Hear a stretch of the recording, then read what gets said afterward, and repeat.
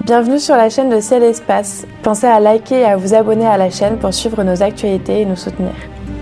Si vous souhaitez continuer votre découverte de l'univers avec Ciel et Espace, nous vous offrons 20% de réduction sur votre premier abonnement papier, premium ou numérique au magazine, avec le code Callisto.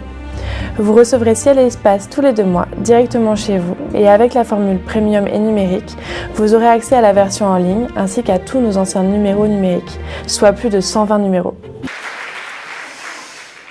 Bien, merci beaucoup. Bonjour, bonjour à tous. Effectivement, je reviens de Washington, là où on a eu la réunion de l'équipe DART pour commencer à analyser les données de cet impact absolument extraordinaire. On a effectivement réussi à taper sur un astéroïde.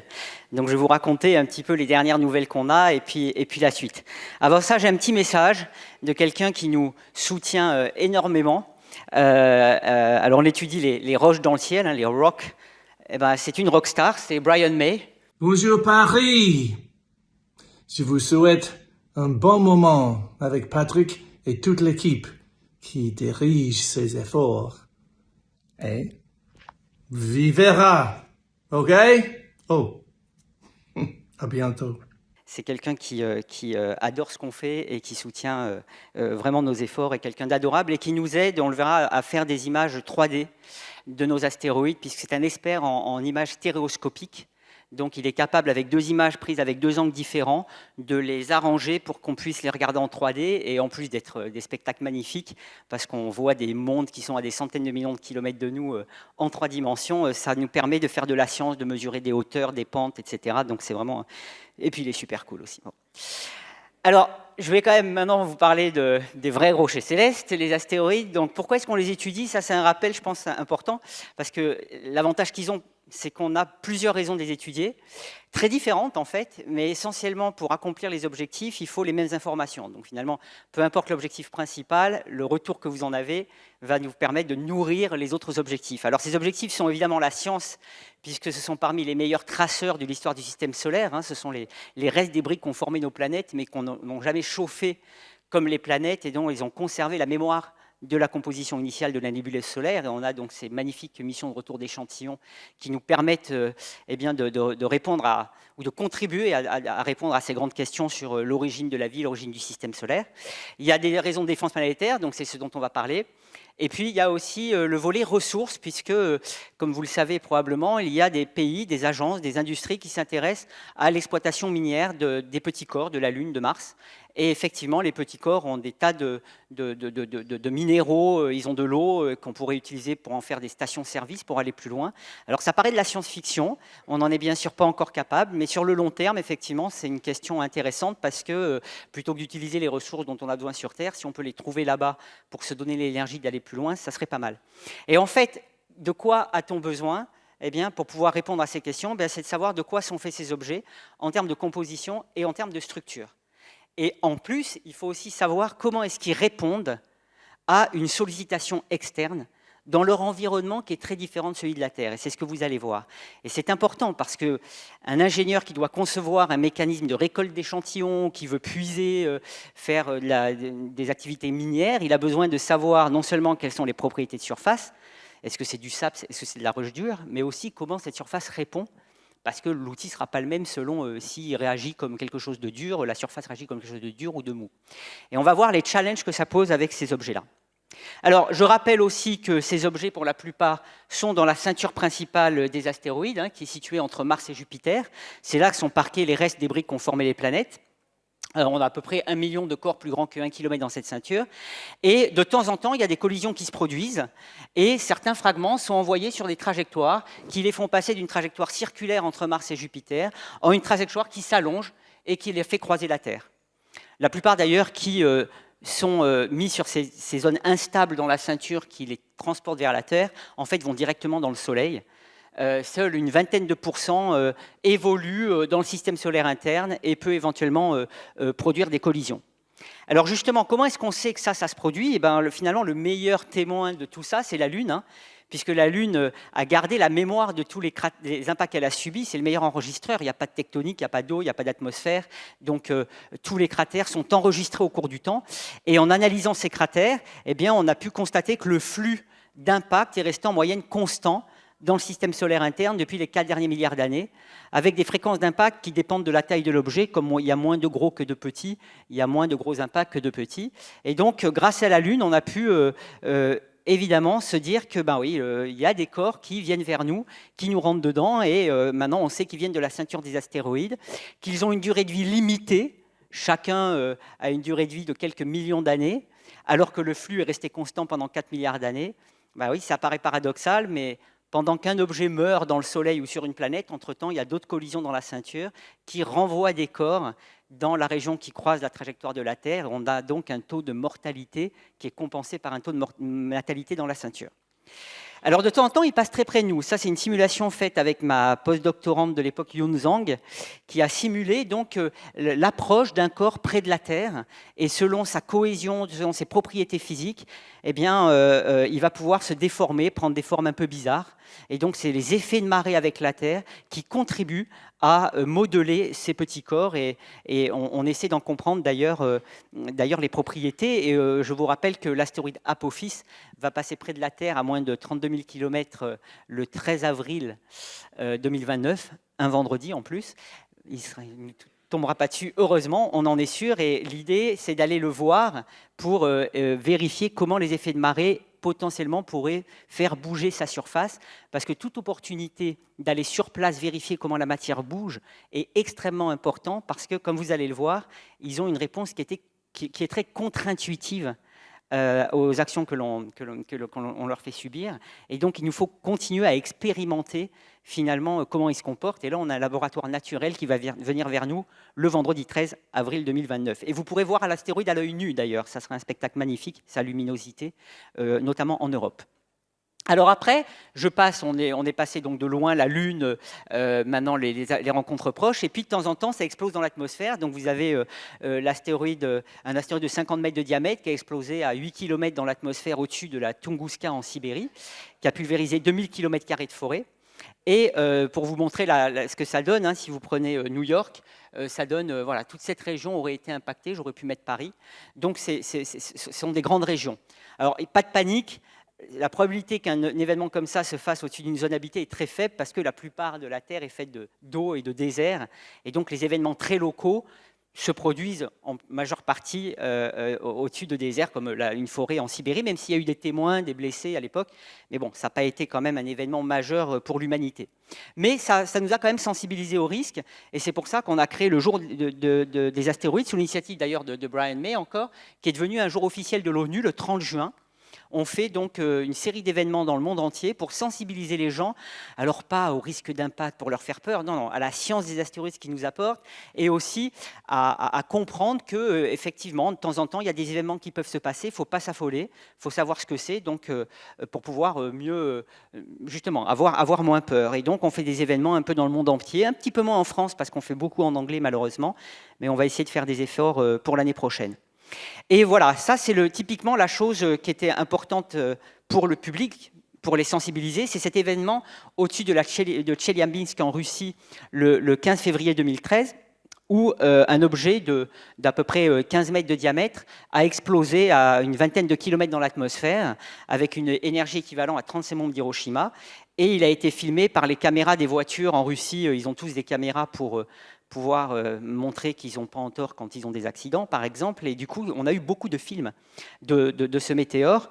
Et puis, il y a eu aussi beaucoup d'événements comme faut choisir l'heure où on fait sa pause café, parce qu'on peut prendre son collègue dessus, là, comme celui-là. Voilà. Donc, voilà. Et puis, alors, la beauté, c'est que l'instinct de survie d'une espèce fait que quand on ne comprend pas ce qui se passe, on s'en va. Alors après, il ne faut pas se mettre trop. Il y a des portes derrière lesquelles il ne faut pas trop se mettre, parce que voilà. Alors typiquement, c'est exactement le genre de choses qu'il faut dire. C'est important parce qu'en fait, il y a eu 1000 blessés lors de cet événement, tout simplement parce que quand les gens ont vu un flash lumineux, ils ont eu le réflexe d'aller à leur vitre voir ce qui se passait. Quand ça a explosé, ils se sont pris les débris de verre. Donc, quand vous avez un événement un peu bizarre dehors, la moralité, attendez avant d'aller voir, c'est bien d'être curieux. Moi, je pousse la curiosité. Mais là, dans ce cas-là, attendez un petit peu parce que ça peut être quelque chose qui arrive un petit peu après coup. Bon, on a aussi des impacts sur Terre, comme le météore cratère près de Flagstaff, en Arizona, qui est très bien préservé. Malheureusement, sur Terre, on n'a pas cette chance, enfin, peut-être que c'est mieux pour nous, mais d'avoir tous les cratères qu'on a sur la Lune, pour pouvoir étudier ce phénomène, il faut vraiment avoir l'œil d'un géologue pour identifier certains cratères, mais celui-là est assez bien préservé. Il fait 1,2 km de diamètre, vous pouvez le visiter, il y a un magnifique musée. Et puis vous voyez ici tous les impacts qu'on a eu dans l'atmosphère. Donc là, c'est depuis 1988 à 2022, tous les impacts qui ont une énergie qui est équivalente à celle d'une bombe d'Hiroshima. Donc vous voyez, il y en a partout, mais c'est dans l'atmosphère, parce qu'ils sont petits. Et ça, c'est notre avantage, c'est qu'on a ce bouclier qui nous permet de ne pas se prendre sur la tête des objets qui font quelques mètres de diamètre et qui vont plutôt exploser dans l'atmosphère. Et le météore de Tcheliabinsk, que je le montre ici, voilà où ça s'est passé. Alors, la moralité, pour en venir après à DART et ERA, pourquoi est-ce qu'on fait ça? Est-ce qu'on a besoin d'avoir peur? Non. La probabilité de se prendre un astéroïde dessus sur notre échelle de vie est extrêmement faible. On connaît tous les objets qui peuvent faire des dégâts majeurs, c'est-à-dire plus grands que 1 km de diamètre, enfin quasiment tous. Leur fréquence d'impact, c'est à peu près tous les 500 000 ans, donc on voit bien que c'est quand même très faible. Certes, quand ça arrive, ça fait mal, mais les fréquences sont faibles et on les surveille. On essaie d'identifier tous les objets qui sont plus grands que 140 mètres de diamètre, on n'en connaît que 40%, mais les fréquences d'impact, c'est aussi tous les quelques dizaines de milliers d'années.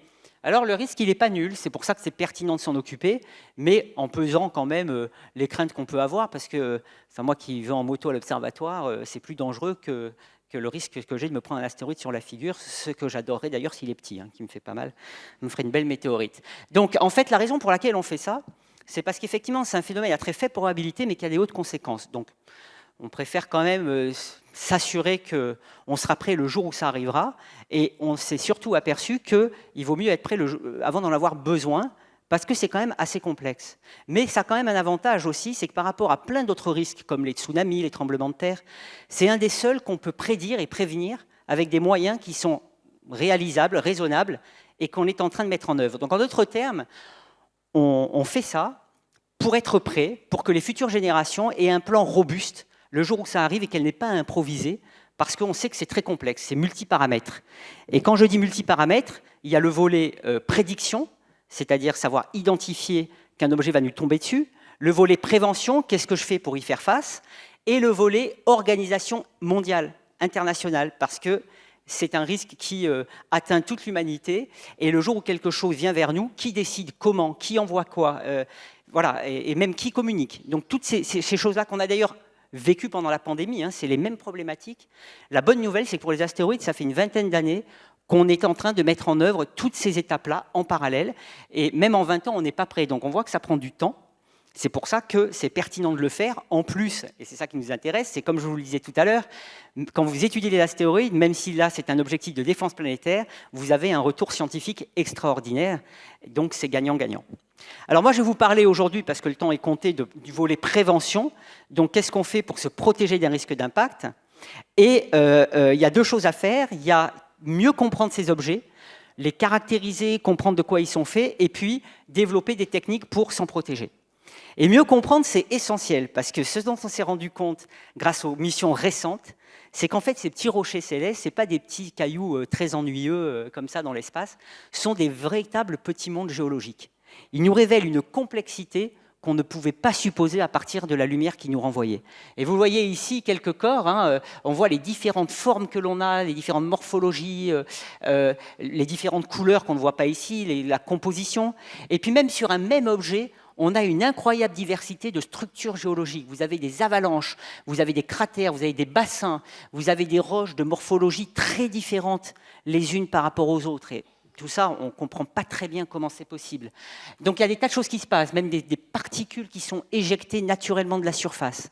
Et donc on est en train de digérer toutes les informations que ces missions nous ont offertes, mais qu'on ne comprend pas encore bien parce qu'ils évoluent dans des conditions d'attraction qui sont très différentes de celles de la Terre. Sur un astéroïde comme Itokawa, pour m'en échapper, il faut que je saute à 6 cm par seconde. Ça veut dire que là, rien qu'en m'excitant, en vous parlant, je suis déjà en orbite.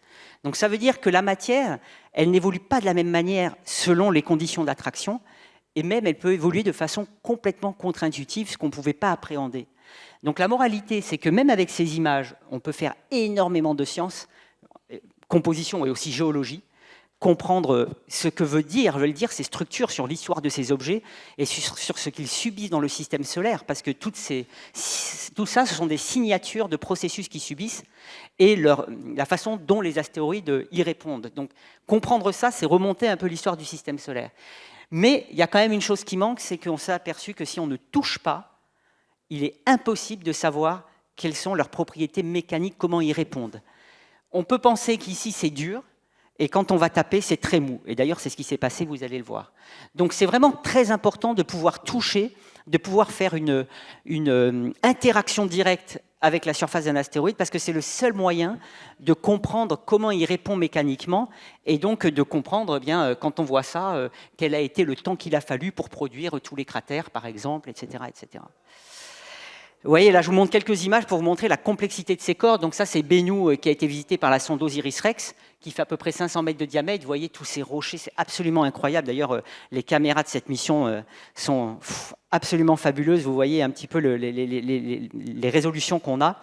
Et en 3 dimensions, avec ce que m'a fait Marion May, c'est époustouflant. Il y a énormément de choses à faire rien qu'avec ce genre d'image. Vous voyez, encore une fois, ce sont des espèces de tas de gravats agglomérés, simplement liés entre eux par leur propre attraction, qui est pourtant très faible, mais ça tient quand même. Donc c'est absolument incroyable. Mais vous voyez un peu la complexité d'atterrir, par exemple, sur quelque chose comme ça.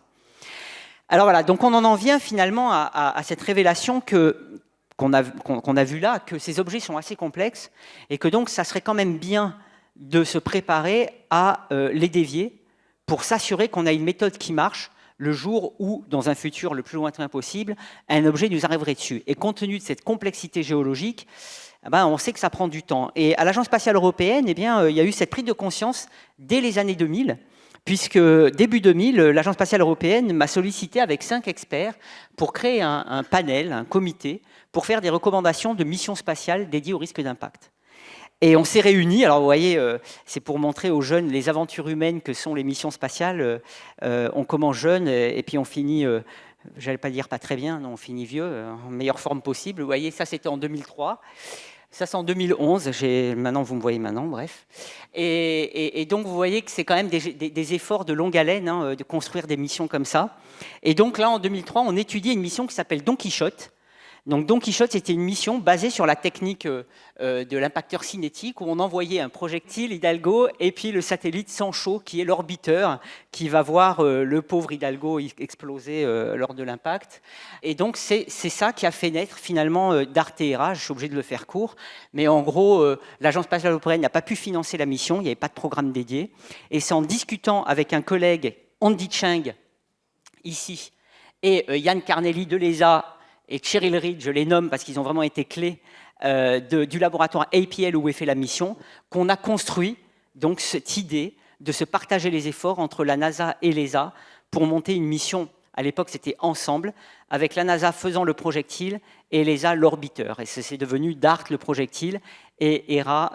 Et tout ça, c'est fait souvent sur une table de resto. On a même dessiné avec Andy Cheng dans un restaurant mexicain à Pasadena, en Californie, les premiers dessins des trajectoires pour aller faire un impact sur Dimorphos, qui ne s'appelait pas Dimorphos à l'époque, l'astéroïde s'appelait Didymos, l'astéroïde double que vous allez voir, et la petite lune, on l'appelait Didymoon. Bon, maintenant, elle s'appelle Dimorphos, mais donc, vous voyez, l'histoire humaine derrière ça, je la trouve assez magnifique.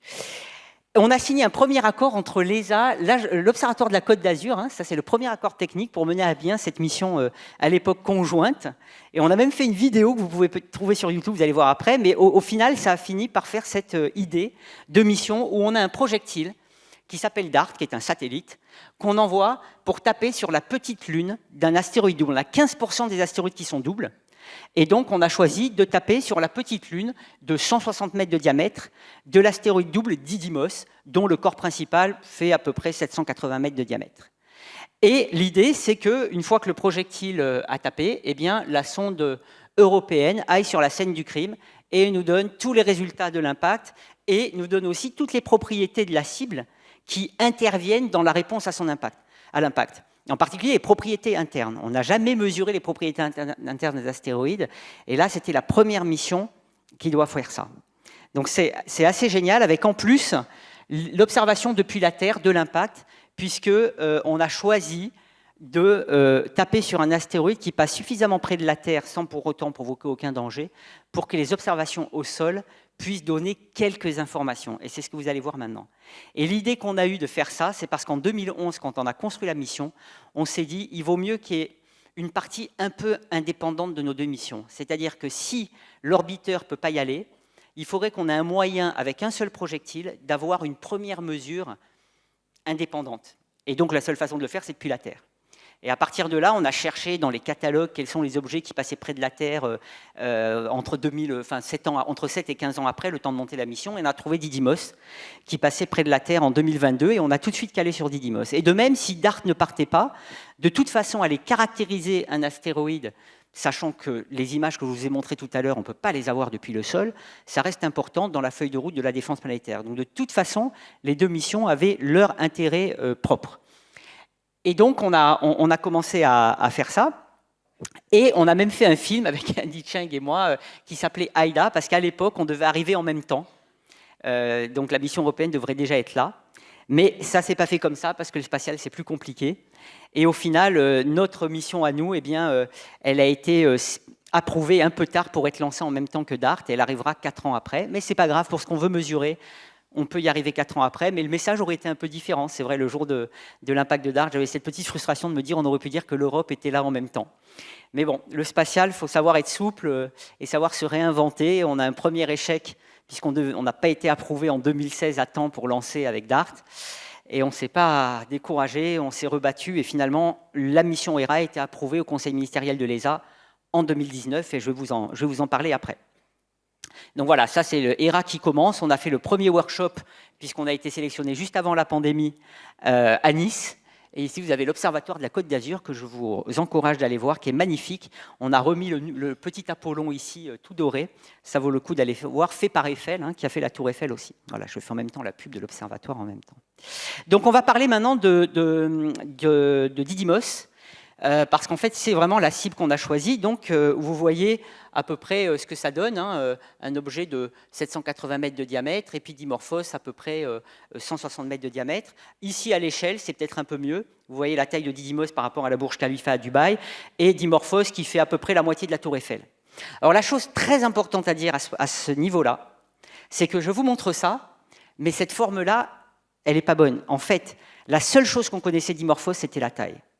Donc le premier challenge qu'il y avait pour DART, c'était de démontrer qu'on est capable de taper dans un objet à 11 millions de kilomètres de nous, dont on ne connaît que la taille initialement, et qu'on ne découvre qu'une heure avant l'impact. Une heure avant l'impact, on ne le voit pas du tout, l'objet. Et ça, de façon autonome. Parce qu'on ne peut pas jouer avec un joystick et guider la sonde, elle voyage à dizaines de milliers de kilomètres heure. Donc ça, c'est vraiment le premier test, c'était est-ce qu'on est capable d'envoyer une sonde qui n'a que très peu de connaissance de l'objet, seulement sa taille et sa position dans le ciel, et on l'envoie et elle doit pouvoir auto-naviguer et s'ajuster pour arriver à taper dedans. Ça, c'était la première chose, et ce n'est pas aussi simple que ça peut le paraître. Voilà un peu ce que ça donnerait en image. Donc c'est une sonde qui fait 770 kg à l'arrivée, qui tape à 6 km par seconde sur la petite lune de Didymos. Et voilà en fait la stratégie. Donc vous avez l'orbite de Dimorphos, il tourne en 11,55 minutes autour de Didymos, ça on le savait avant. Et l'idée c'est de taper avec cette sonde sur Dimorphos dans la direction opposée à celle de son mouvement autour de Didymos et de réduire sa période orbitale d'un facteur qu'on ne connaît pas à l'avance.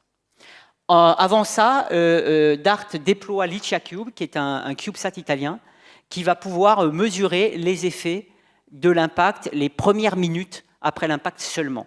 Ce qui est déjà bien, mais on le verra, ce n'est pas assez pour avoir le résultat final.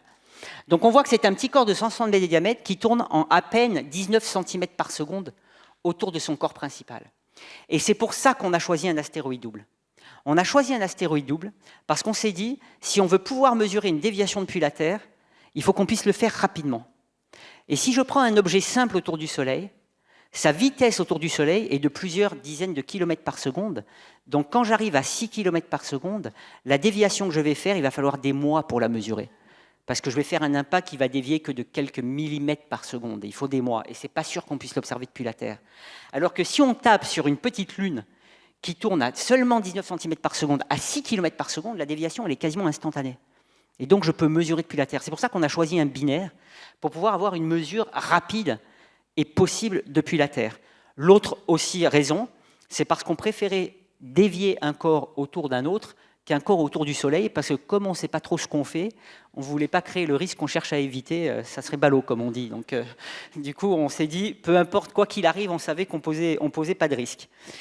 Et donc, voilà comment, depuis la Terre, on mesure la période. On a, lorsque Dimorphos passe devant ou derrière Didymos, ça réduit la luminosité, et bien sûr, vu depuis la Terre, et entre deux réductions de luminosité, ça vous donne le temps qu'il a fait pour faire un tour. Et vous faites ça avant et après, et ça vous donne la différence de période orbitale due à l'impact.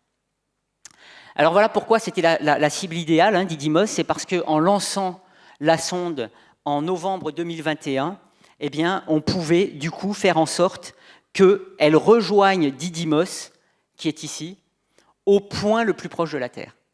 Donc tout ça, c'est calculé, on sait faire. Et une fois que la sonde était lancée, on savait à la seconde près l'heure de l'impact. 23h14, temps universel, le 26 septembre 2022. Dès que c'était lancé, on savait maintenant la trajectoire était fixée, on sait calculer ça. Et voilà, et vous voyez, c'est là qu'on est au point le plus proche de la Terre. Et ça, on y a pensé il y a 11 ans déjà. Donc c'était assez sympa de le voir se concrétiser comme ça. Donc voilà la sonde, c'est une sonde avec des grands panneaux solaires, comme vous voyez ici, qui se déploie une fois qu'elle est en orbite, et munie d'une caméra et d'un logiciel de navigation intelligente pour pouvoir auto-naviguer. Donc c'est une sonde assez simple, une sorte de la taille d'une machine à laver avec des grands panneaux solaires. Et on envoie tout ça à 6 km par seconde dans l'astéroïde. Là, vous voyez les panneaux solaires des tests de déploiement du panneau solaire. Vous avez aussi la sonde avec les panneaux, cette fois-ci remis à l'origine. Et vous avez ensuite le lancement. Donc moi, j'avais la chance d'y être. C'était la base de l'US Air Force de Vandenberg en Californie, près de Santa Barbara, là où sont lancés une grande partie des Falcon 9 de SpaceX. C'est assez fabuleux parce que ce lanceur a été utilisé 100 fois. C'est un truc de fou. Quand on voit un lancement, c'est absolument incroyable. La puissance, comment ça s'arrache de la Terre, là on sent ce que c'est que de s'arracher de la gravité terrestre, et de se dire que le truc il revient et qu'il est réutilisé 100 fois, c'est quand même assez fort. Donc ça a été un spectacle magnifique, parce qu'en général il y a du brouillard à cette heure-là, et puis ça s'est levé juste pour nous. Et pour rappeler l'aventure humaine, vous avez Franco Ongaro, qui était à l'origine du programme qui a fait naître Don Quichotte en 2000, Yann Carnelli et moi qui y étions, et j'ai envoyé une photo à un journaliste de Nice Matin, il l'a publiée. C'était sympa, au moins ça montre que c'est des aventures où on est un peu comme une famille qui faisons des efforts pendant très longtemps, on était vraiment heureux d'être là. Et voilà le lancement montré ici avec cette fusée Falcon 9 qui va s'arracher de la Terre pour pouvoir emmener notre petit bébé dans l'espace, sachant qu'à chaque fois, quand on est vraiment impliqué dedans, ça fout quand même la trouille, parce qu'on sait que tout peut se passer, et puis il y a un bruit incroyable.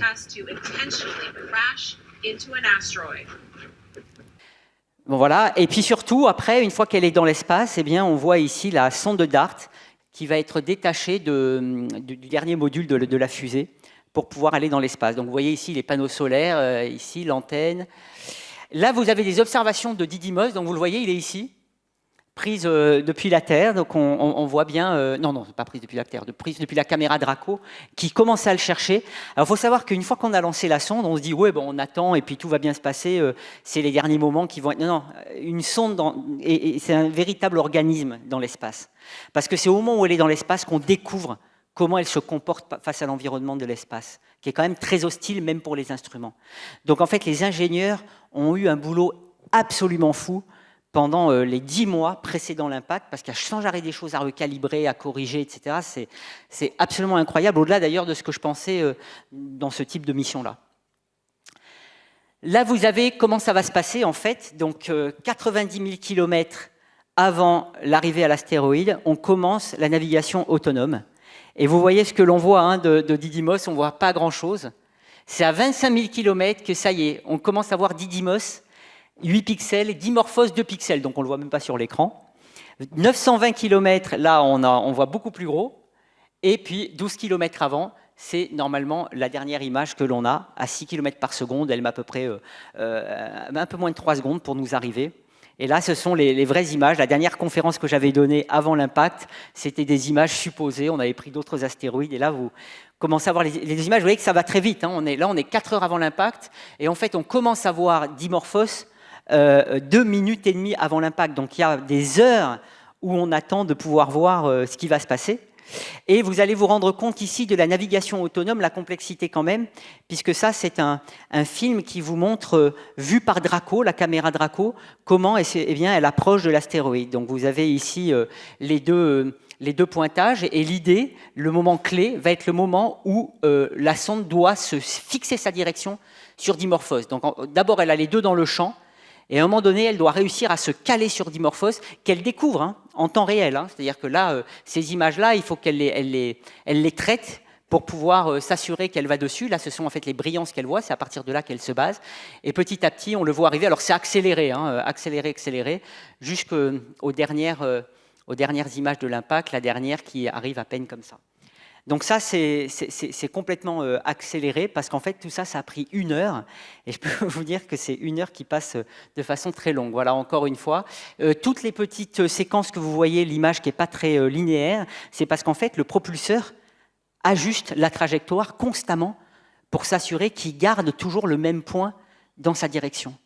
Et donc, c'est un ajustement continu.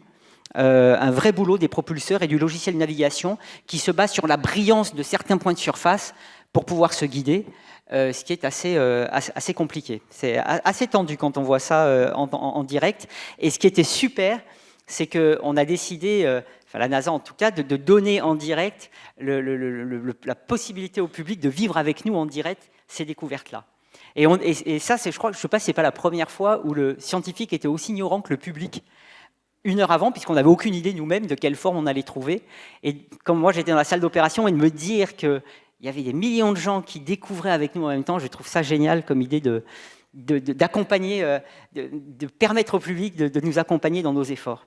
Voilà Didymos, donc qui est très bizarre. La forme, alors là, c'est quelque chose qu'on ne comprend pas bien. Sa forme, elle est assez bizarre. Malheureusement, on n'a qu'un côté. Vous voyez Dimorphos à côté. Ça, c'était le modèle mathématique avec lequel on travaillait pendant des années et qui, en fait, ne ressemble pas vraiment à ce qu'on a vu. Donc, on est en train de digérer tout ça. Là, vous avez, quand on a vu cette image-là, il y a un collègue qui a pris cette image de l'équipe. Ben ouais, ça. Oui, mais c'était vraiment la surprise. On s'est dit, oh là, qu'est-ce qui se passe? Et puis il y a une vidéo qui a circulé, pareil qu'elle a été montrée sur pas mal de télé dans le monde, où on nous voit en train de, on me voit en train de nous extasier. Donc ça, c'est dans la salle avec toute l'équipe, et on découvre donc les images. Oh le truc.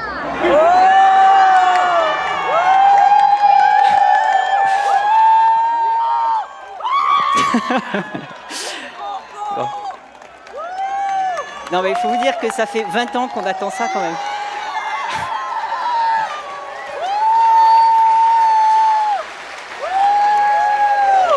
Voilà. Mais là vous ressentez le bonheur de toute une équipe qui a travaillé pendant des années ensemble. Bon, on va peut-être arrêter, n'est-ce pas? Ah, écoutez, la science, on s'amuse, on s'éclate. Ça fait du bien de temps en temps. Donc voilà, donc ça c'était l'écrit quand on a commencé à voir ça. Ce Dimorphos, plein de rochers de partout. Vous voyez, il n'y a aucun cratère. Quand on parlait tout à l'heure, on voit plein de choses. Celui-là, c'est un peu bizarre, il n'y a pas de cratère à la surface. C'est énormément de rochers. Et rendez-vous compte, la gravité est extrêmement faible. 160 mètres de diamètre, je crois que c'est la diagonale d'un stade de foot. Donc c'est rien. Et comment tout ça tient, c'est quelque chose d'assez incroyable. Et vous voyez ici, on a même un espèce de truc bizarre, on ne sait pas encore ce que c'est d'ailleurs, un petit rocher. Alors un de mes collègues a mis une voiture qui n'est pas très écolo, c'est une Porsche ici, pour montrer un peu les dimensions auxquelles on a affaire. Donc c'est à peu près des roches qui font quelques mètres de diamètre ici. Et c'est à peu près ici qu'on a tapé d'ailleurs. Donc on a tapé, et là il y a un énorme effort de modélisation d'impact, donc des calculs qui prennent en compte toute la physique des impacts pour essayer de comprendre comment la sonde a interagi avec ces rochers-là. Là, vous voyez la dernière image donc, qui a été prise. Alors, pour le géologue, c'est magnifique. Si vous regardez les détails, il y a des différences de morphologie des rochers, il y a des fractures, on voit plein de choses. En fait, ces objets, c'est vraiment des êtres enfin vivant dans le sens que ça n'est pas passif. La surface évolue au cours du temps. Les forces de marée avec Didymos aussi créent potentiellement des mouvements, on est en train d'étudier ça. Les roches subissent aussi de la fracture thermique parce que la température au soleil peut faire plusieurs centaines de degrés, la température à l'ombre peut faire moins centaines de degrés. Et donc, enfin, je sais pas, vous avez déjà, moi je l'ai déjà fait puisque je suis un peu bête, mais vous prenez une glace, après vous buvez un café, les dents elles aiment pas trop. Ben, c'est un peu ça ce qui se passe sur un astéroïde. Les roches elles vont de très chaud à très froid et ça peut produire de la fracture thermique. Donc il y a des tas de processus qui se passent et même avec une image comme ça, on fait énormément de science. Ça a été l'occasion d'ailleurs de notre réunion cette semaine près de Washington. Donc ça montre l'intérêt quand même d'aller sur place. Parce que, bien sûr, ces informations sont inaccessibles depuis le sol terrestre. Là, ça vous montre un petit peu à l'échelle voilà, les tailles des rochers. C'est très proche du point d'impact, hein, puisque c'est la dernière image.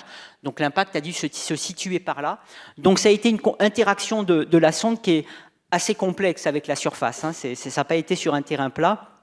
Donc, il y a encore du boulot à comprendre ce qui s'est passé. Là, je vous montre encore quelques séquences d'images qui vous montrent, hein, depuis les premiers moments où on ne voit plus Dimorphos entièrement dans la caméra, jusqu'à l'impact, et vous voyez, c'est vraiment un objet incroyable. Enfin, pour moi, ces images, c'est vraiment, enfin, c'est fascinant parce que pendant des années, c'était des modèles numériques dans un ordinateur, et j'ai encore du mal à réaliser que, ben voilà, maintenant, on est passé du modèle numérique à une réalité. Et c'est un peu la beauté de toutes ces missions spatiales qui vont découvrir des nouveaux mondes, hein, quelque part, c'est-à-dire ces objets-là dont on n'a pas d'informations depuis la Terre, concernant leurs propriétés géologiques, comme on dit, eh bien, c'est des missions qui sont... il y a un avant et un après. C'est-à-dire que dans les livres, cet objet-là, s'il y avait un livre qui en parlait, c'était un dessin. Et maintenant, on peut montrer une image. Un peu comme quand on est allé voir Pluton avec la New Horizon, on a découvert quelque chose d'incroyable. Et quand on vit ces moments-là, c'est pour ça que j'étais très heureux que le public soit associé avec nous à cette découverte. On est un peu comme des explorateurs de l'espace, un peu qui allons découvrir des nouveaux continents, sauf que ceux-là, ils ne sont pas attachés à la Terre. Et en plus, ils nous montrent des choses qui sont incroyables parce qu'ils vivent dans un environnement très différent du nôtre. Donc il y a vraiment un plaisir, surtout quand on a travaillé pendant des années, cette attente et enfin d'avoir la réalité, c'est vraiment un moment très fort. Donc du coup, voilà, ça c'est vraiment le... Alors je cite quand même quelques personnes. Ah oui, alors cette photo-là, c'est pareil. Je ne sais pas comment elle est arrivée dans Marianne. Moi, je pensais que vous alliez mettre une photo de l'astéroïde. Enfin, c'est ça qui est... La découverte que je suis très ami avec mon collègue Yann Carnelli, elle concerne que moi. Mais bon, au moins ça montre que c'est des moments très forts. Et pour les jeunes qui sont là, vous faites des études, vous galérez un peu, gardez en tête que quand on est persévérant, qu'on est motivé, passionné, qu'on croit en ce qu'on fait, on subit des échecs. Hein. Je peux vous dire que des tartes, on en a pris. Mais quand on y croit et qu'on se bat, et surtout qu'on sait s'entourer, qu'on sait travailler en équipe, qu'on respecte ceux qui travaillent avec nous, leur expertise, la nôtre, il n'y a pas de bataille d'ego, on arrive à faire des choses incroyables. Incroyables. Et le spatial, il est bon pour montrer ça, parce que dans toutes les missions dans lesquelles j'ai été impliqué, on a eu des surprises sur le site, puisqu'évidemment, on va découvrir des nouveaux territoires.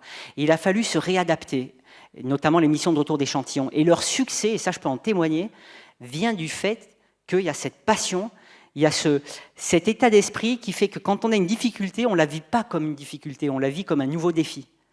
Et des défis dont dépend la survie parfois de la sonde. Hein.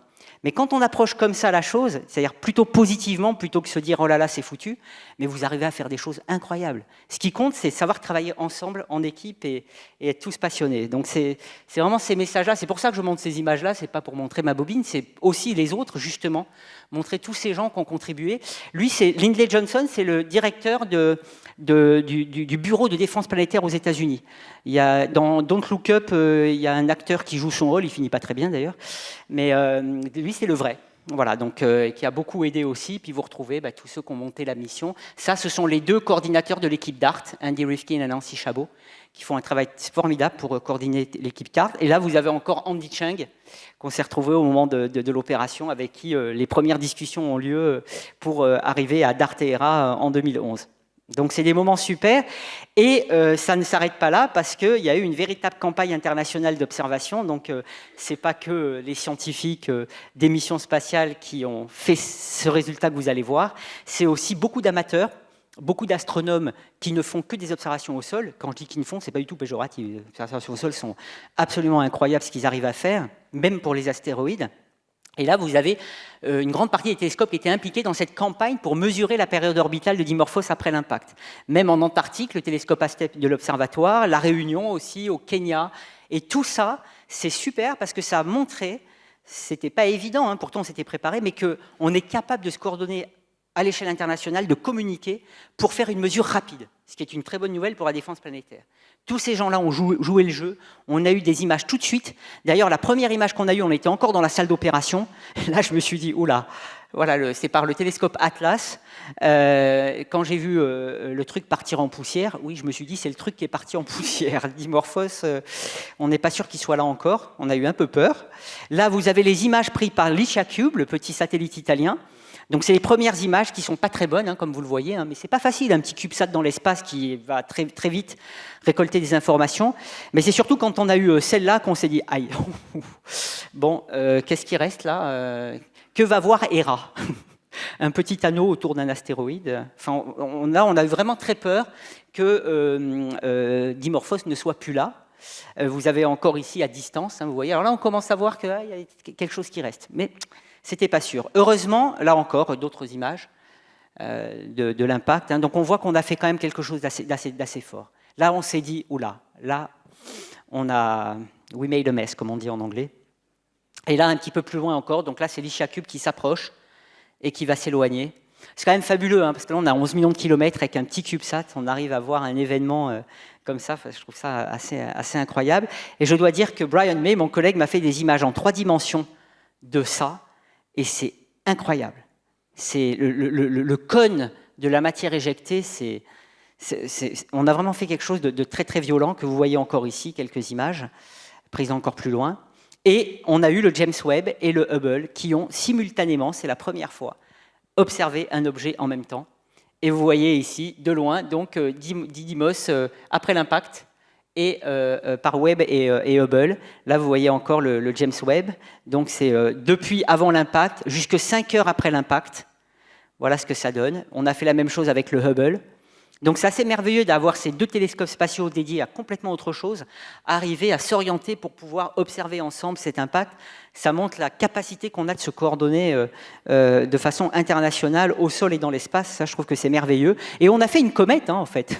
Ça, c'est Didymos vu par Hubble. La queue fait 10 000 km. D'ailleurs, on voit 2 queues, c'est très bizarre. Et donc, on a créé énormément d'éjecta. Incroyable.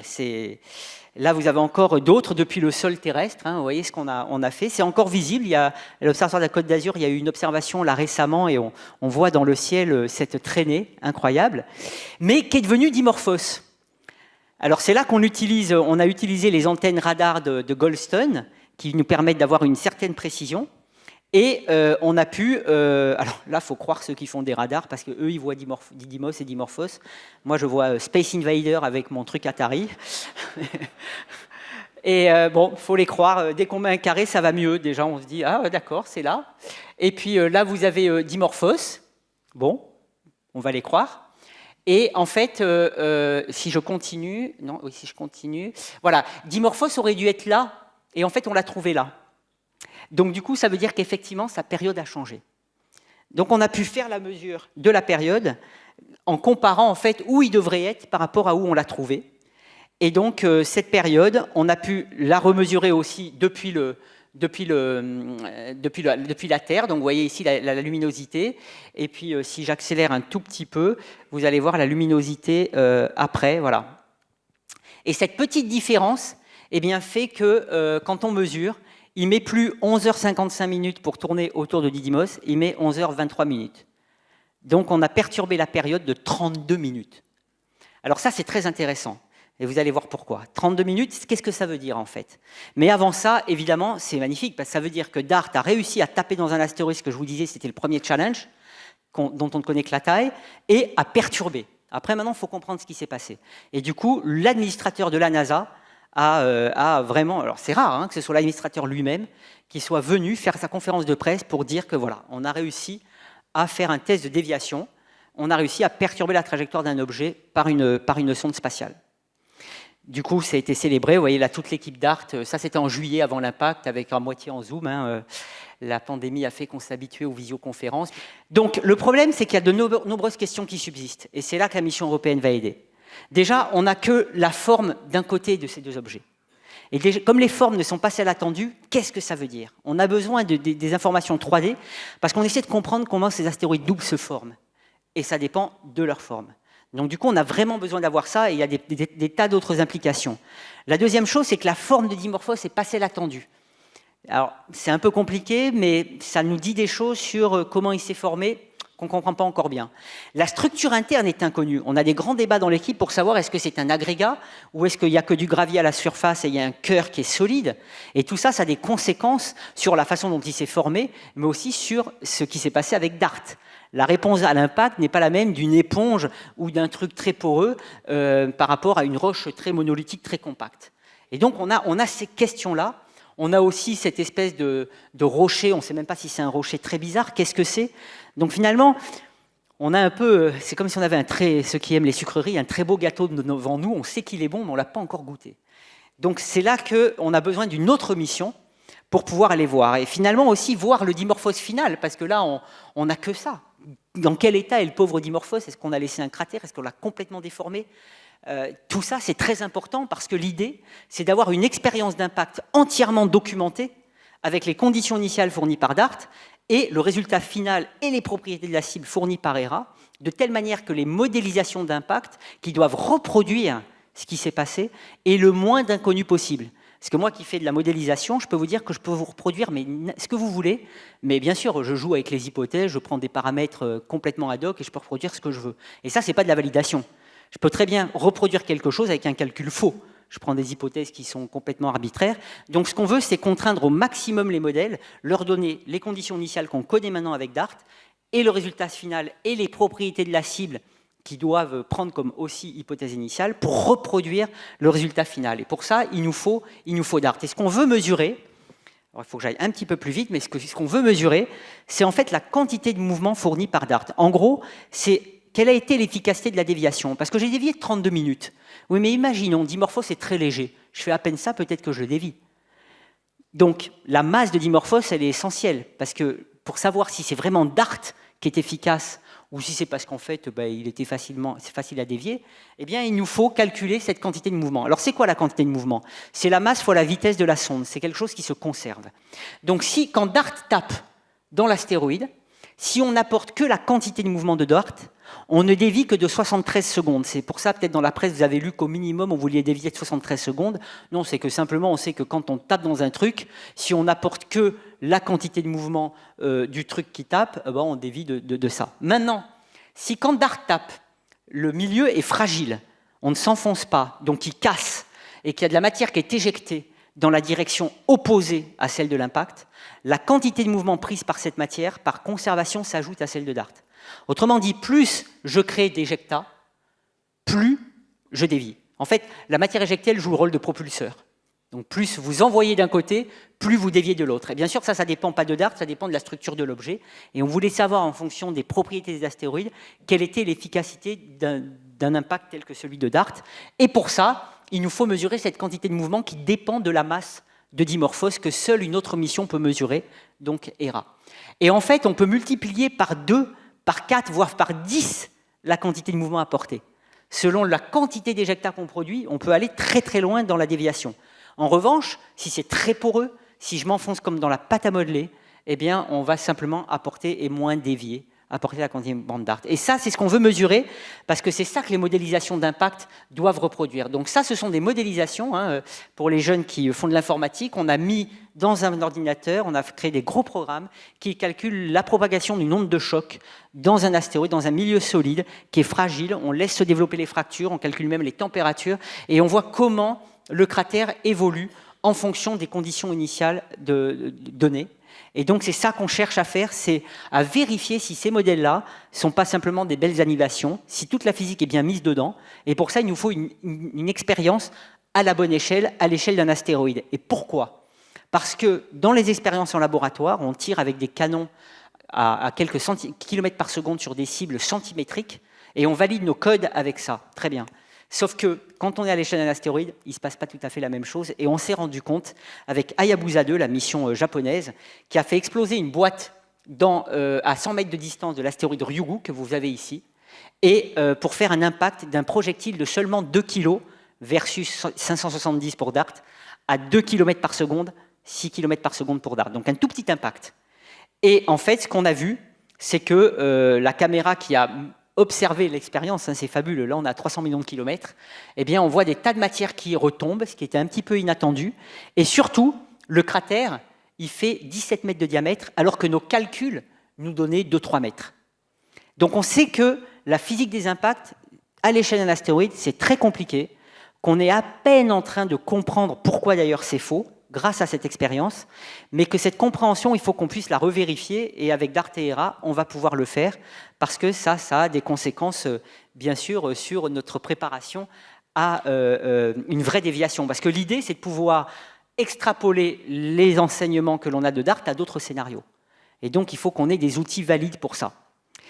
On sait aussi, grâce à OSIRIS-REx, la mission de récolte d'échantillons, que l'astéroïde Bennu, eh bien, il a réagi aussi de manière contre-intuitive, puisque vous voyez le sol de Bennu ici, qui a l'air rocheux, et quand la mécanisme de récolte a touché, il s'est enfoncé comme dans du beurre mou, comme s'il n'y avait pas de résistance.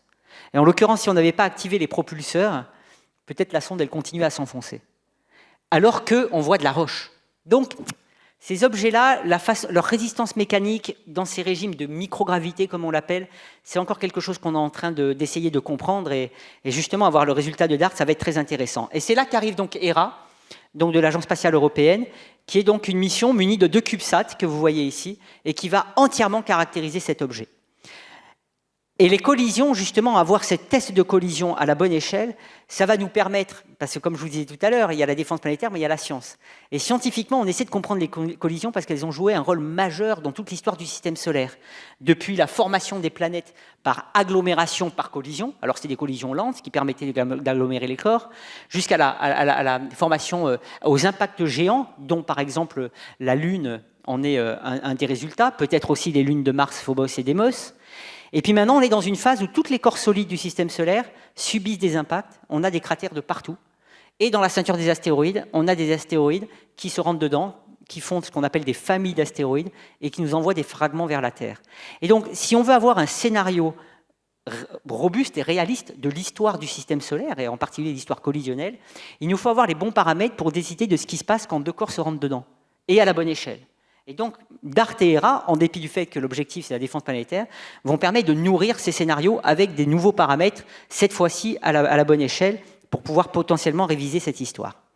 On veut aussi comprendre les astéroïdes doubles, puisqu'on a l'avantage, là, j'allais dire on va faire une pierre 2 coups, ben non, en fait on a 2 pierres pour un coup, donc c'est un astéroïde double, et on a surtout Didymos qui tourne très vite sur lui-même, en 2,26 heures.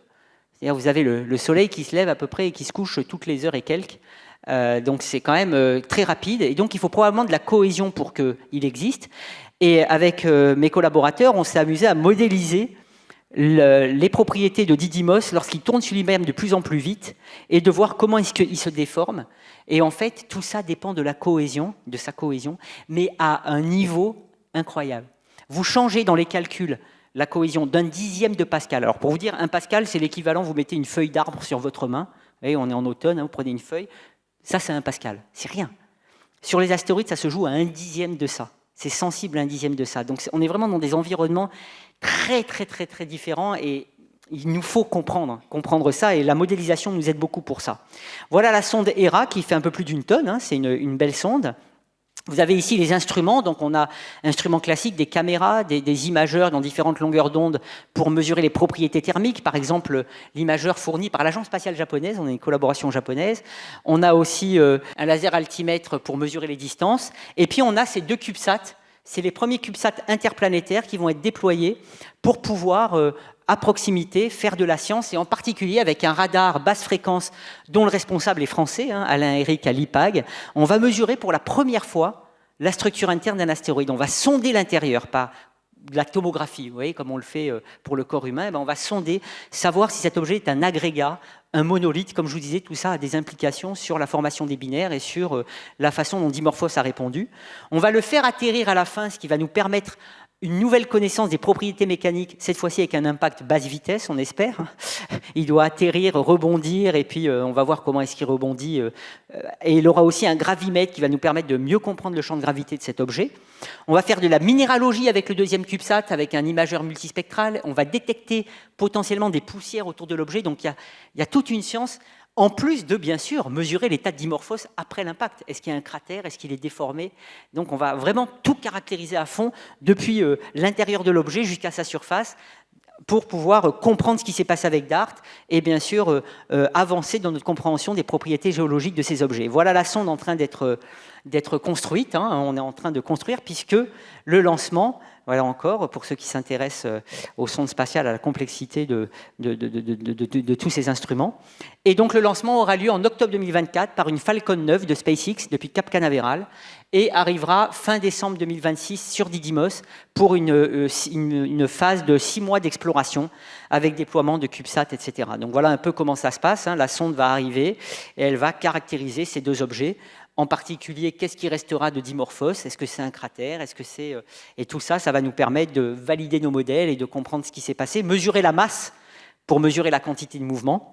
Et puis après, on va déployer ces deux CubeSats qui auront une liaison intersatellite, c'est-à-dire que les deux CubeSats vont communiquer avec le satellite mère et en suivant leur trajectoire, ça va encore améliorer notre connaissance de la masse de Dimorphos puisque c'est cette masse qui va perturber leur trajectoire. Donc il y a aussi des démonstrations technologiques assez fascinantes qui vont être faites dans à peine 4 ans. Et à la fin, donc, on va atterrir. Ça sont des modélisations qu'on fait avec un de mes anciens étudiants qui était en doctorat avec moi de super-héros, où on essaie de comprendre comment ces objets rebondissent dans les conditions de gravité d'un astéroïde pour en déduire les propriétés de surface. Donc il y a tout un volet aussi modélisation et préparation. Voilà, donc en fait, cette mission après DART, elle est pleine de premières, puisqu'on aura le premier rendez-vous avec un astéroïde double. On n'a jamais fait un rendez-vous avec un tel objet. Le premier résultat détaillé d'un impact à 6 km par seconde, qui est la vitesse moyenne entre les astéroïdes d'ailleurs, c'est à peu près 5 km par seconde. Donc on va pouvoir immédiatement appliquer nos connaissances à la science des astéroïdes. Et puis les premiers CubeSats allaient explorer dans l'espace profond un astéroïde et mesurer des propriétés qu'on n'a jamais mesurées jusque-là, avec au final un premier atterrissage sur un objet d'à peine 160 mètres de diamètre. C'est assez extraordinaire, hein, plusieurs centaines de millions de kilomètres. Poser un truc comme ça sur un tout petit objet, ça va être assez intéressant. Voilà l'équipe scientifique. On a plusieurs groupes de travail. Vous voyez, un petit peu tous les pays européens sont représentés, ce qui est bien, avec des gens qui travaillent à fond. Peut-être qu'il y en a un qui est dans la salle, Sébastien Charnot, je l'ai vu tout à l'heure, qui est un des responsables du volet dynamique. Et puis, on a aussi le soutien de la Commission européenne. Je pense que c'est important en tant qu'Européen de montrer qu'on a aussi la Commission européenne qui s'intéresse à cette thématique depuis 2012 et qui finance des consortiums avec plusieurs millions d'euros, qui permet de financer des postdoctorantes et des postdoctorants, des doctorantes, des doctorants, donc en fait des étudiantes et étudiants qui nous aident et à qui on offre le bonheur de participer avec nous à ces aventures. Ce qui est super, parce que je finis avec ça, ce sont vraiment des aventures humaines. Vous voyez, les missions spatiales, ça sont les équipes des missions. Vous retrouverez les mêmes têtes un peu partout, parce qu'on travaille tous ensemble, on met tous les experts ensemble, on s'échange les informations, même des missions qui ont le même objectif dans deux pays différents, eh bien, mélangent les équipes, parce qu'on a tous ce même objectif d'avancer dans notre connaissance en commun et d'offrir au monde entier, eh bien, le maximum de connaissances et de plaisir aussi de nos découvertes dans l'exploration spatiale.